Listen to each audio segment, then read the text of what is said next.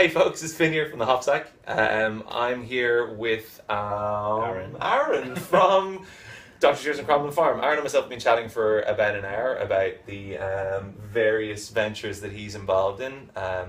He works for a company called Dr. Stewart's Teas, and they have some of the best blends of medicinal herbs and traditional teas that we have in the shop. We've some really nice ones like Skin Purify that we recommend an awful lot for as just a very good blood cleanser, but also obviously for people who are looking to kind of, obviously kind of clear skin out. They're detox and liver detox teas, which we discussed the various merits of their flavor profiles, which are not maybe the most kind of like flattering. But they're powerful teas. That's what's nice. They're no compromise. They're proper herbal teas, and they're a great one if you want to really help to support and detoxify a system. So today, Aaron came over, and we really didn't know what we were going to be talking about. I think because he started bringing Kromland Farm out of his box, and we don't have actually any Kromland Farm on the shelves. Kromland Farm is a Rooibos tea, and we have a couple of brands, but we're not like huge experts in that field, I would say. And so Aaron's been kind of schooling me a little bit, and as a result, we decided to take some of his Kromland Farm into the shop. So maybe Aaron, could you take us through a little bit what Kromland Farm is all about? Yeah, sure, of course. So Kromland Farm is an all-organic Rooibos tea brand. It's all sourced from a single estate, which is the Kromland Farm Tea Estate, which is in the Cedarburg Valley, which is about 2 hours north of Cape Town.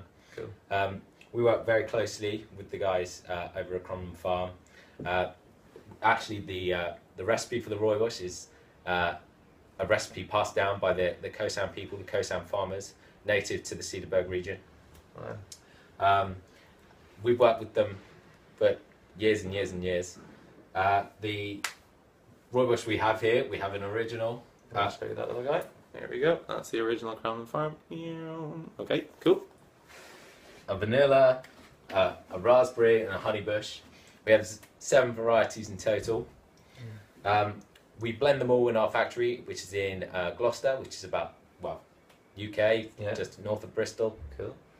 And can you tell us any more about, like, so the big difference between this guy and a lot of other Rooiboshes is that it's a single estate, right? So that when you're saying it's coming from a single farm, what does that give to a Rooibos as opposed to a blend? Is it like a coffee where you got single estate coffees and blended coffees? Or what do you feel is the benefit of having a single estate? Well, first of all is traceability. Yeah. Okay. If ever there are any problems, yeah, you have 100% traceability back to the source. Okay. Yeah. Cool. And secondly is, you're getting you're supporting that specific family, that specific estate, and we're investing into the working conditions and living conditions on that farm. Cool. So when you and your customers buy our Kromland Farm teas, you're not only investing in us, you're investing in that specific farm. So you can, know exactly where your money's going. Yeah, you can see where your money's going. You can see everything grow. That's a really nice thing. Yeah, and obviously South Africa have had their share of rough times as well, so it's a decent economy to be wanting to put stuff back into. And Rooibos is a big deal for South Africa, isn't it, as well? Like, they're not, you don't see them on the world, apart from red wine. I think Rooibos is the only other thing I can think of that comes from there that travels the world in a big way. Like maybe Biltong. No, yeah, okay. Number 3, but Biltong possibly even more so than the other two. But yeah, so Rooibos has a very strong history, obviously, in South Africa. But the benefits for us over here. So I know a little bit about it. It's a very rich source of antioxidants, which we were discussing earlier on. We don't know if there's a lot of science about it, but we're going to go looking it up after this podcast, and maybe you guys can tell us more if you know more. But we know that certainly there's antioxidants there that are supportive for digestion. So it's used a lot as a digestive tea, right? Yep. It's really, really good for digestion. Of course, really, really good for blood. Cleaning the blood and also the skin. Cool. Gets rid of all the superoxides, which are harmful. And that is science, that is proven. Okay, yeah. It's also really, really low in tannin. Or tannins, which... Tannin? Tannin. I never heard it called tannin. Is that like the Chelsea version of tannins, isn't it? Tannins. Which have been, as we were discussing, have been known to... linked with cancer. For sure. Yeah, so low tannin teas are a good thing. So it's a great thing. Also, as well, no caffeine. So yes, of course, that's the big factor. And this is kind of caffeine free. Like a lot of caffeine free teas, would be like mixtures of herbal tea. So I mean, like we love obviously Pukka teas and geez, Yogi, all of those sorts of brands. But this is something very different because you're not just experiencing licorice, cinnamon, blah blah blah. You know, that same sort of blend in a different mix. It's a kind of a true unique kind of flavor of its own. It's a different thing. Which is nice. You could say it's more substantial. Yeah, definitely. So you can drink it with or without milk, which a lot of people like because if you're trying to wean yourself off the black teas, you can drink want something that's like a little bit more familiar, maybe. Yeah, exactly. You still understand so it as tea. Rooibos with milk. Yeah, it's a familiar ground. You don't feel like you're being thrown in at the deep end, I guess. Yeah, for sure. And in South Africa, how do they drink the Rooibos? Do they usually have it with milk or without, or what's it usually, or with slice of lemon or slice of orange or something, or? Younger generations, like babies, Yeah, they love giving the Rooibos with the milk. Okay. Obviously, that's really good for good for your bones, good for everything. Yeah, so you're getting a good balance there. Yeah. But yeah, as they go on, they can take it black. Okay. Again with milk. I'm not too sure about lemon, but yeah, I don't know. Is it a strong culture in South Africa now with kind of younger people? Is Rooibos still drunk a lot there? Yeah, it is. It's hugely popular. Oh, nice. Still over there. Very good. Becoming more and more popular across the world. Okay, cool.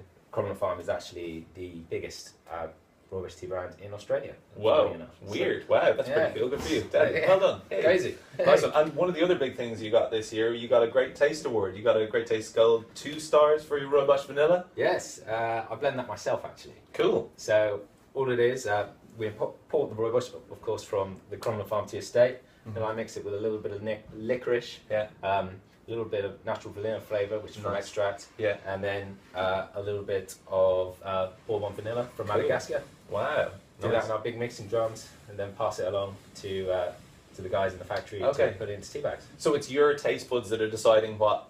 Yeah. So it's essentially those 2 stars are your 2 stars. You should have a little breast pocket or something. Yeah, exactly. Little general's lapel.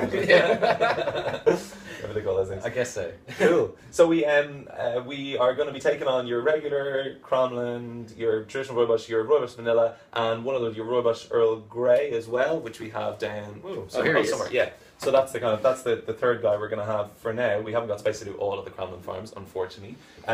We thought we'd maybe finish off. Maybe will we taste a little bit? Can we like try a little bit of it? Yeah, sure. We brewed a little bit of what was it? The Rooibos Vanilla, right? Yeah. Cool. So this has been brewing for about 5 minutes now. Sweet. You'll notice. Well, yeah, thank you. You'll notice. I guess the There you camera go. can't see that. Yeah.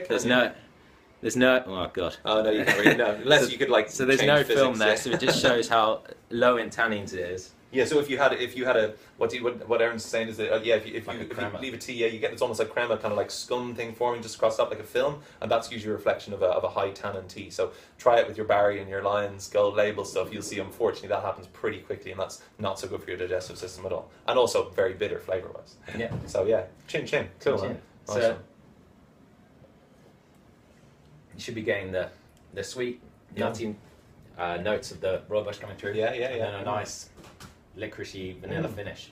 What I love is that actually it's not too sweet, because I was a little bit afraid. Now we didn't go into this and practice it at all, and I don't think I've ever tried this tea before. I was a bit afraid. I was like, oh, Aaron's put this together. I'm going to be like, where's the pot plants?